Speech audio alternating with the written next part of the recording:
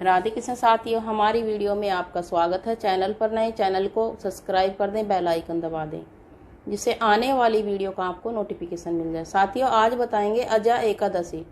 अजा एकादशी का जो व्रत रखता है, जो दान पुण्य करता है, उसके सारे पाप नष्ट हो जाते हैं। जितने पाप किए हुए होते हैं साथियों, सारे पाप नष्ट हो जाते हैं और उनको वैकुंठ की प्राप्ति होती है। अगर आप अजा एकादशी का व्रत करते हैं और आपने घोर पाप किए हैं तो एक एकादशी का व्रत रखने से, अजा एकादशी व्रत रखने से तो आपके सारे पाप एक व्रत से ही नष्ट हो जाते हैं और आपको पुण्य की प्राप्ति होती है। ये तो है नहीं आप पाप करते चले जाएं कि और व्रत रख लेंगे हमारे पाप तो नष्ट हो ही जाएंगे।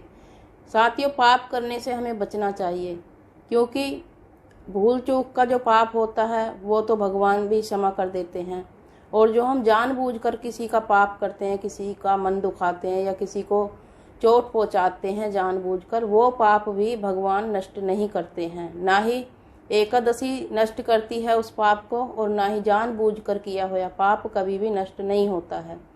और अनजाने का पाप की बात कर रहे हैं। अगर आपने अनजाने में कोई पाप किया है तो उसका अजा एकादशी का आप व्रत करें तो आपके पाप नष्ट हो जाएंगे।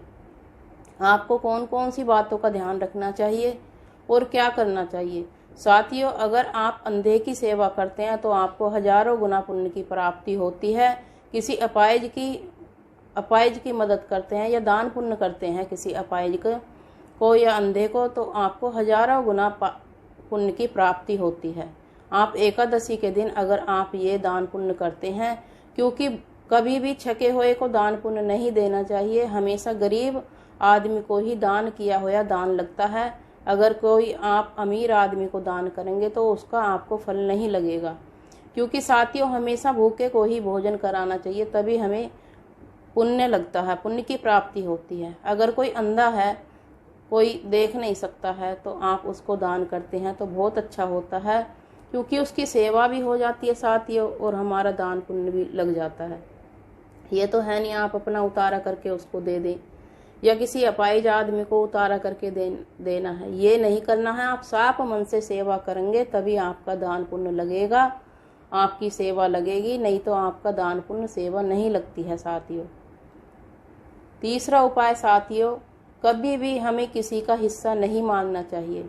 ये भी हमें अजा एकादशी बताती है। किसी का हिस्सा मानने से भी हमारे कट कट के वो निकलता है, क्योंकि भोग तो हमें भोगना जब पड़ता है जब हमारी लास्ट उम्र आती है। हमें वही बताती है कि हमारे प्राण कैसे निकलते हैं। अगर हमने किसी का हिस्सा मार लिया है या किसी का हिस्सा खा लिया है तो हम लास्ट टाइम में हमें वही बताएंगे कि हमने कैसे पाप किए हैं, हमारे प्राण कैसे निकलते हैं। क्योंकि साथियों, प्राण निकलने में बहुत कष्ट होता है। जब हम किसी को दुख नहीं पहुंचाते हैं, किसी को अगर हम कष्ट नहीं पहुंचाते हैं तो हमारे प्राण आसानी से निकल जाते हैं। क्योंकि हम किसी का भाई का भी हिस्सा मारते हैं, किसी का छल कपट से हिस्सा लेते हैं तो हमारे वो भी पाप में ही शामिल होता है। किसके लिए करते हो? औलाद के लिए। वही औलाद आपको बुढ़ापे में रोटी नहीं देती है जिस औलाद के लिए आप पाप कमाते हैं। क्योंकि कमाई का एक दाना भी, हमारी मेहनत की कमाई का एक दाना भी हमें बहुत सुख देता है। हमें अगर मेहनत का हम एक रोटी भी खाते हैं वो भी अच्छी लगती है, और पाप की कमाई के अगर हम कितना भी भर लें, कितने भी कोठी बंगले बना लें, वो हमें फल नहीं देगा, दुख ही दुख पहुंचाएगा।